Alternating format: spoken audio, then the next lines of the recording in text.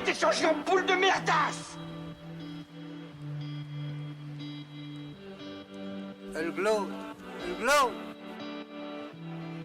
Il faut qu'on pète. Alors moi, il m'épate. Et on lui pèlera le son comme au bailli du Limousin. On a rendu un beau matin. On a vendu avec ce tripe. Flattez-moi. Eh ben la denrée, on est en France. Allez, cul sec. Bonjour, bienvenue sur Histoire d'en dire plus. Aujourd'hui, on va parler d'un film avec Robin Williams, réalisé par Chris Columbus, Madame Doubtfire. Allez, c'est parti mon kiki.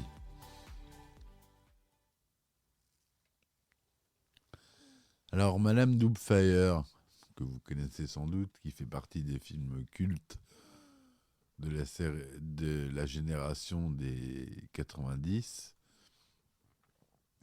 un film qui a eu un succès énorme. Donc Madame Doubtfire ou Mrs. Doubtfire est un film américain réalisé par Chris Columbus et sorti en 1993. C'est l'adaptation du roman Quand papa était femme de ménage d'Anne Finn, publié en 1987. Le film est un immense succès commercial dans le monde. Une suite sera longtemps évoquée jusqu'au décès de notre cher Robin Williams, malheureusement. Voilà. Alors, c'est une comédie de 124 minutes. Comme je vous l'ai dit, il est sorti en 1993. Un synopsis rapide. Daniel Hillard, joué par Robin Williams, est un comédien de doublage doué, mais il n'en fait qu'à sa tête, ce qui lui vaut de perdre souvent ses emplois. Père trop souple avec ses 3 enfants, il organise une fête surprise avec des animaux qui met la maison sans dessus-dessous. Exaspéré par son caractère irresponsable, sa femme Miranda demande alors le divorce. Il perd la garde de ses enfants. Pour les revoir, il devient, grâce à ses talents d'acteur et son frère prothésiste, une respectable et agréable gouvernante anglaise, Madame Iphigénie Doubtfire. Miranda s'y laisse prendre et l'engage pour garder ses enfants. Il parvient à donner le change un certain temps, malgré les soupçons de l'enquêtrice sociale. La déduction de ses enfants et le nouveau typorant de Miranda, Monsieur Dunmeyer, qui est joué par Pierce Brosnan. Donc voilà, en gros, le synopsis du film. Je ne vais pas vous faire un synopsis détaillé. Le scénario est de Randy Mayensinger et de Leslie Dixon. À la musique, on retrouve notre cher Howard Shore. La société de production, c'est Blue Wolf et la 20th Century Fox. Direction artistique, W. Stephen Graham. Au maquillage, on a Greg Cannon, V. Neil et Yolanda Toussing. Photographie, Donald McAlpin. À l'animation, on a Chuck Jones, superviseur. Parce qu'on a de l'animation dans le film, dans les séquences de doublage notamment. Donc, on a le fameux Chuck Jones qui est né en 1912 et mort en 2002, qui est un très très très très grand de l'animation de cartoon. Je ferai un épisode sur lui. Et c'est lui qui supervisait les séquences d'animation du film.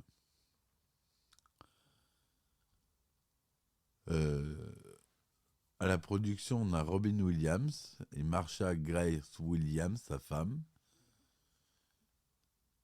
Le format est couleur version Deluxe, 35 mm Panavision, en 2/35e, en son Dolby SR.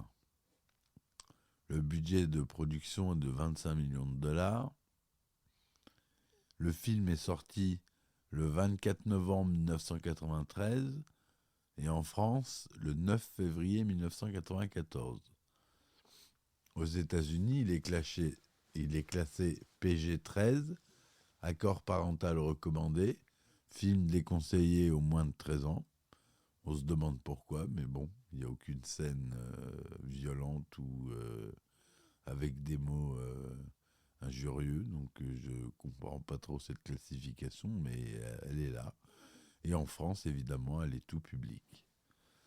Voilà, à la distribution, Daniel Hillard ou Madame Iphigénie Doubtfire est joué par notre cher Robin Williams, doublé par son doubleur favori Patrick Floresheim. Sally Field qui joue Miranda Hillard, doublée par Monique Thierry. Pierce Brosnan qui joue Stuart ou Stu Dunmeyer, qui est doublé par Bernard Tiffen. Voilà, pour les grands acteurs. Après, c'est des acteurs un peu moins connus. Le tournage a eu lieu du 22 mars au 1er juillet 1993 à San Francisco et à San Ramon en Californie. Dans le film, il est mentionné que la maison familiale est au 2640 Steiner Street à San Francisco. Il s'agit là de l'adresse réelle de la propriété utilisée dans le film. On peut retrouver l'album de la bande originale de Howard Shore qui est sorti le 7 décembre 1993. La bande originale est d'une durée de 41 minutes 07. Il y a 12 titres. Voilà, je ne vais pas rentrer dans les détails. Aux États-Unis, le film est plus ou moins bien reçu par la critique, avec un pourcentage de 69% dans la catégorie All Critics, basée sur 49 commentaires, et une note moyenne de 5,8 sur 10, et un pourcentage de 86% dans la catégorie Top Critics, basée sur 7 commentaires, et une note moyenne de 6,6 sur 10 sur le site Rotten Tomatoes. Une moyenne de 53 sur 100 basée sur 16 commentaires pour Metacritic. Et du côté des spectateurs, ceux interrogés sur CinemaScore ont attribué une note moyenne de A sur une échelle de A+ à F. Ça, c'est la méthode américaine. Madame Doubtfire rencontre un énorme succès avec 219 millions de dollars de recettes sur le territoire américain et 441,2 millions de dollars de recettes dans le monde pour un budget estimé à 25 millions. Son succès commercial lui permet de se classer à la seconde place des plus grands succès américains en 1993 et également à la seconde place des plus grands succès mondiaux de la même année, derrière Jurassic Park, premier de ces deux classements. Le film connaît également un succès en France, en réalisant plus de 5 millions d'entrées. Il se classe 4e au box-office de l'année 1994.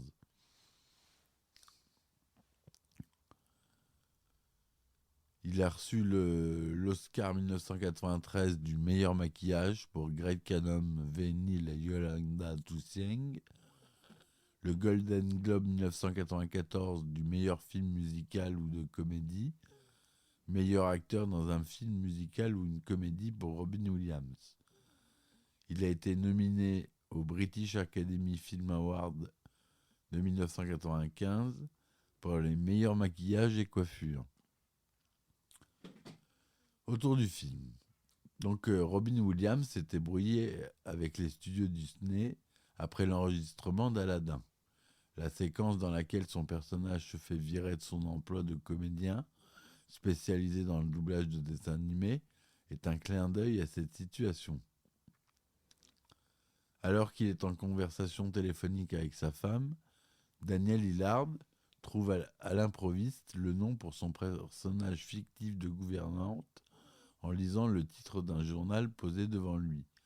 Il y est écrit en gros caractères « Police dupe fire was accidental », c'est-à-dire en français « La police doute du caractère accidentel de l'incendie ». En version originale, le nom Doubtfire a donc son effet comique. En français, cela donnerait Madame Doutefeu ou Doute Incendie.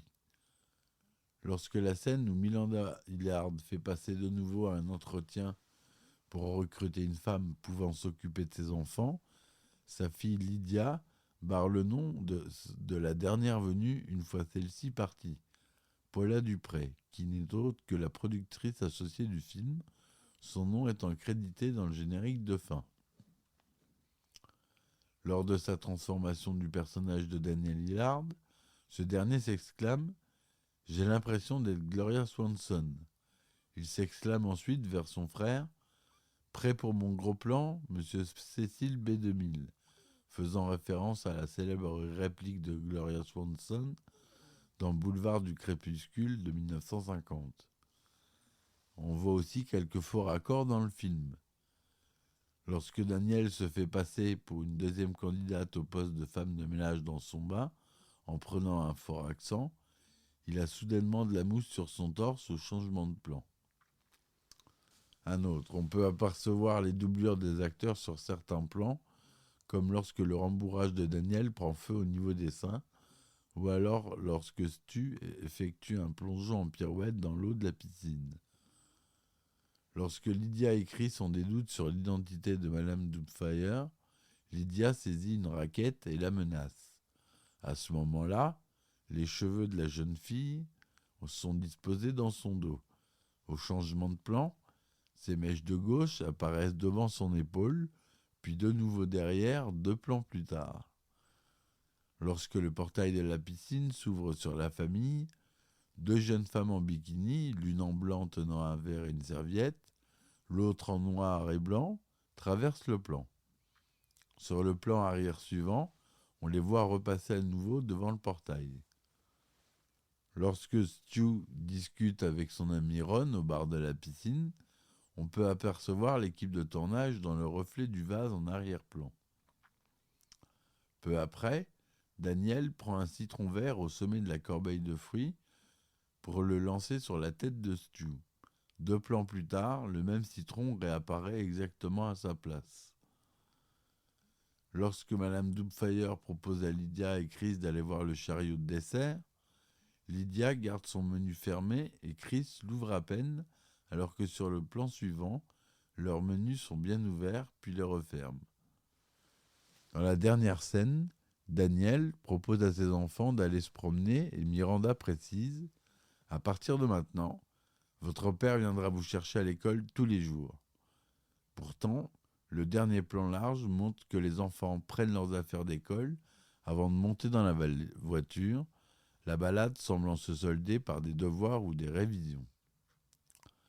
Une version basée sur les films, et non pas le roman, a été adaptée en Italie au théâtre sous le titre E meno male che se Maria de Giorgia Fiastri. En 2003, une adaptation française de la pièce de théâtre est signée par Albert Algou, avec une mise en scène de Daniel Roussel, avec Michel Led dans le rôle principal. Et pour finir, une suite de Madame Doubtfire a été annoncée le 17 avril 2014. Cependant, celle-ci a été annoncée à la suite du suicide de Robin Williams le 11 août 2014. Voilà, on finit sur une note triste malheureusement. Notre cher ami qui est disparu trop vite. Il avait encore beaucoup de choses à nous offrir. En tout cas, il nous a offert ce film que je vous conseille de revoir. Si vous l'avez, ça fait longtemps que vous ne l'avez pas vu. Il est toujours aussi bon. Je vous remercie de m'avoir écouté et j'aimerais vous rappeler que vous pouvez soutenir la chaîne sur Patreon ou sur Tipeee. Vous tapez Histoire d'en dire plus et vous pouvez me soutenir grâce à ça. Et ça permet de payer l'hébergement du podcast qui n'est pas gratuit. Et je vous remercie d'avance.